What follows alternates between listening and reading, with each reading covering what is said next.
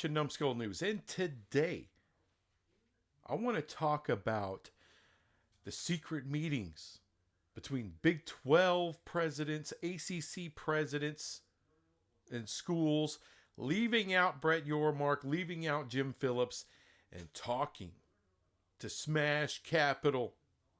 Smash Capital. Private capital. Why would they be doing this? Ooh. Now, I got this a couple days ago. Greg Flugard did a live stream where he went over an article by Ross Dillinger. Huge article. Tons of stuff. Everyone's getting plenty of content out of this freaking article.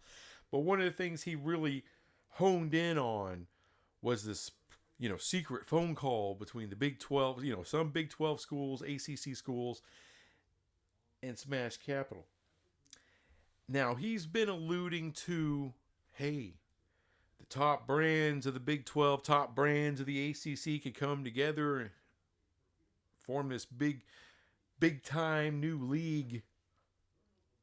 Now, I did a video on this before.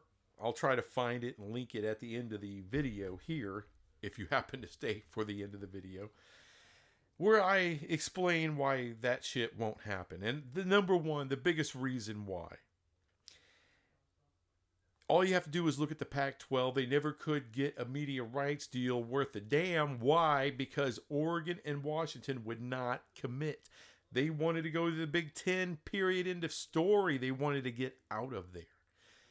So any kind of new conference, taking the biggest schools out of the ACC and whatever the biggest schools out of the Big 12 and forming a new conference that can compete with the Big 10 and the SEC, even if you got complete 100% buy-in, you still don't have the ratings of those two conferences. Thus, you're not going to get to their money level. So you'll never, and I mean never, will you get FSU, Clemson, and Miami to commit long term. And if you think about it, what's another thing we keep hearing all the time? Well, Utah can get to the Big 10, Colorado, Kansas. There's a lot of not buy-in schools here long term that won't commit long term. And if you won't commit long term, what media partners are going to give you shit tons of cash to make this even worth it? They won't. So when I keep hearing this thing, and like I said, I have a lot of respect for Greg Flugard. I don't always agree with everything. Now, he's not reporting on this, well, half and half. He's just kind of going over the Ross Dillinger thing, but I think he's putting more in there because I read the same article. I don't remember the word secret. Now, he did mention this did not involve Jim Phillips, and it didn't involve Brett Yormark. However, this ain't a secret, and I'm going to show you right now. Now, this is from a Dennis Dodd article last year, dated November 14th of 2024. Project Rudy, CSFL, college student, whatever that is, fantasy league, football league, reps to meet with Big 12 ACC leaders, sweeping college football changes on itinerary. So, this is the Project Rudy stuff, and this had presidents and chancellors from the Big 12 and at least a portion of the ACC. They met in December to view formal presentations from leaders of two proposed college football postseasons. Essentially, the Project Rudy stuff is essentially what it is. And like I said, this is dated November 24th. Greg Sankey had also talked about the Project Rudy thing and how Project Rudy people talked to some of their bigger brands inside the SEC and if you remember, Greg Sankey said, hey, we don't need to do this. This is something we can do ourselves, if you recall. So none of this is coming out of left field about the Big 12 and the ACC continuing to talk to Project Rudy people. So none of it's new. Okay? Project Rudy people, I'm sure they have talked to Big 10 schools that apparently haven't talked to commissioners much. So it's not a big deal for me. Because look, Jim Phillips, Brett Yormark, Sankey, Petiti, they're looking out for their conference. All right, they're not looking into Super League shit. Brett Yormark is trying to work out a deal with Redbird Capital for the Big 12. As soon as Jim Phillips can get to where he could try to work something out, he's going to try to work something out. Right now, the Big 10 is talking to several potential private capital people. So is the SEC. Or at least one, Goldman Sachs. All right. The Project Rudy thing pisses Sankey off. And I'm sure Petiti ain't particularly happy with it. At least he didn't sound like he was in articles that I've read. Now, Brett Yormark, I don't know if he's really talked about Project Rudy that much. I don't know that Jim Phillips has either. But their schools have talked to Smash Capital. By the way, so has Tennessee. We know Tennessee for sure.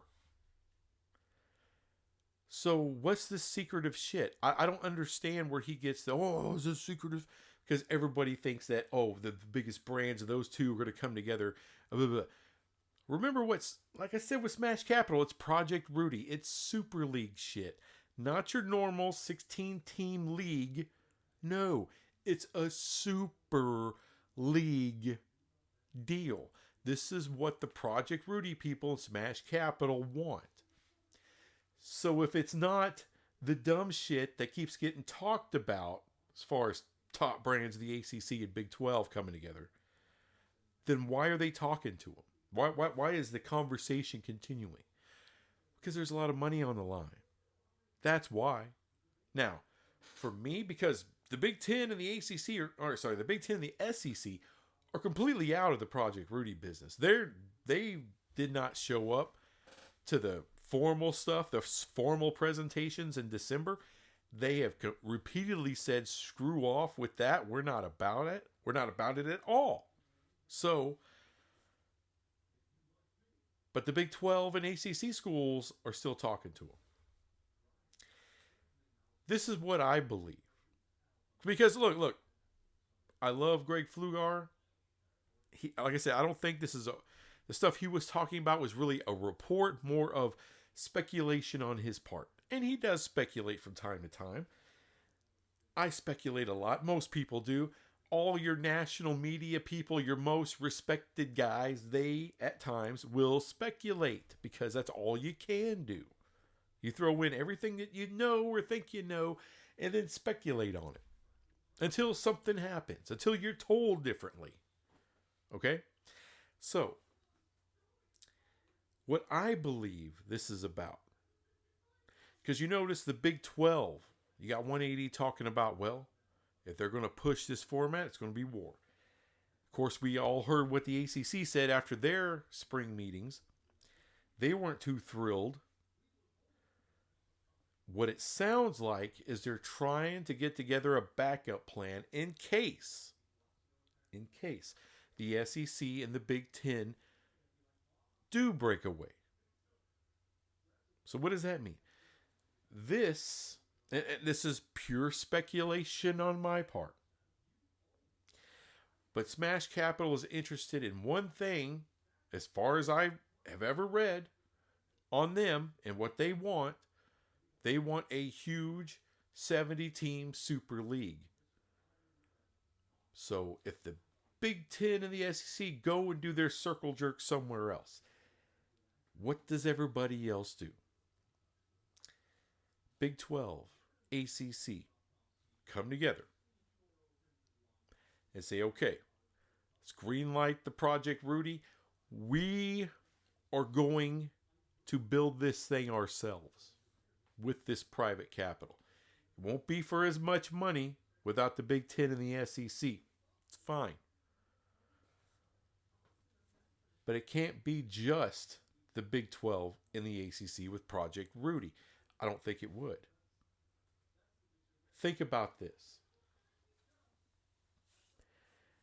A giant Super League, Big 12, ACC, the AC, the American, the new pack, probably with Texas State, maybe UNLV,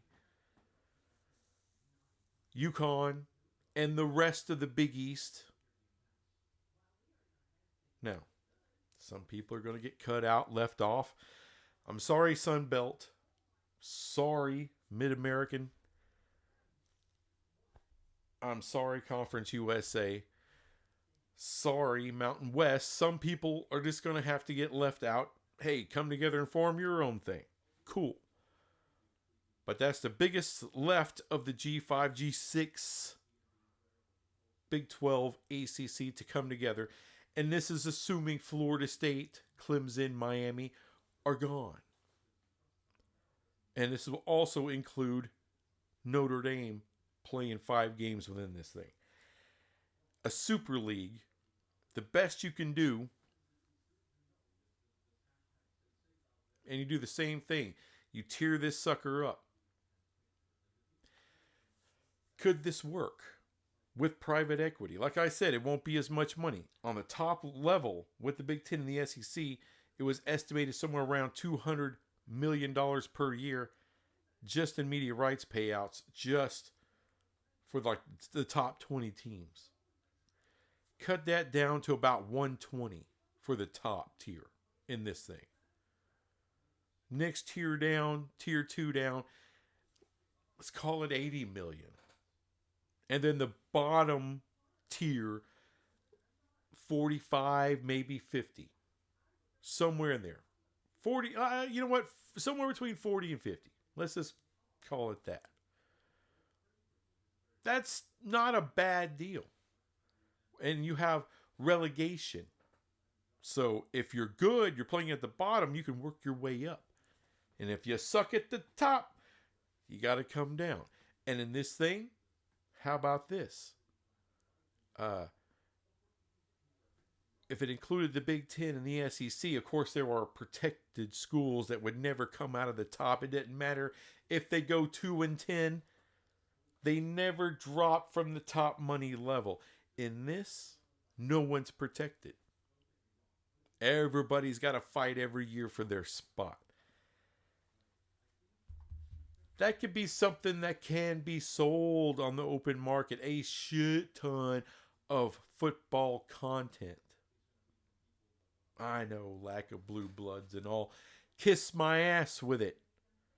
This is a lot of viewership right here. And I think it could drive interest like a son of a bitch. A completely different type of football league. Yeah. I think that's something more along the lines of what they're looking at with Smash Capital. Because that's what Smash Capital is interested in. They're not interested in coming in on just one piddly ass little conference. They want a big monster. That's what they want. A lot of content and everybody negotiating together to fund this new thing. That's what they want. They really want the Big Ten and the SEC involved. Everyone knows the Big Ten and the SEC have zero interest. None. Now, some of their schools have interest, but like the Tennessee AD said last year, hey, this looks awesome, looks genius. We would be all in, but you got to talk to Sankey and Petiti. It's up to them two. And if it's up to them two, they're out. The Big 12 and the ACC, the commissioners, they haven't just been given carte blanche to do whatever the hell they want to do. Like Petiti. And I don't even know if that's true with Petiti, but it is true for Sankey. The SEC have completely given him the reins to everything. As far as I know, there has not, nor has there ever been any pushback from the people within his conference to him. They basically have given him control over the whole thing. Your Mark doesn't have that. Neither does Jim Phillips. So, I understand why the presidents and ADs are talking directly to Smash Capital. Just for options. That's all that is.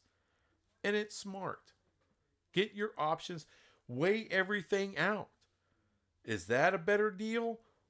Or going on your own with Redbird Capital or another private capital firm? Is that better? So it's good to get all your options out there. And that's, to me, what it looks like these ACC schools and Big 12 schools are doing with Smash Capital. Getting another option out there in case the ultimate shit hits the fan. I don't... Anything else just doesn't make logical sense. It just doesn't. Anyway, thanks for watching this crap, and I'll be back with some more crap later. Bye.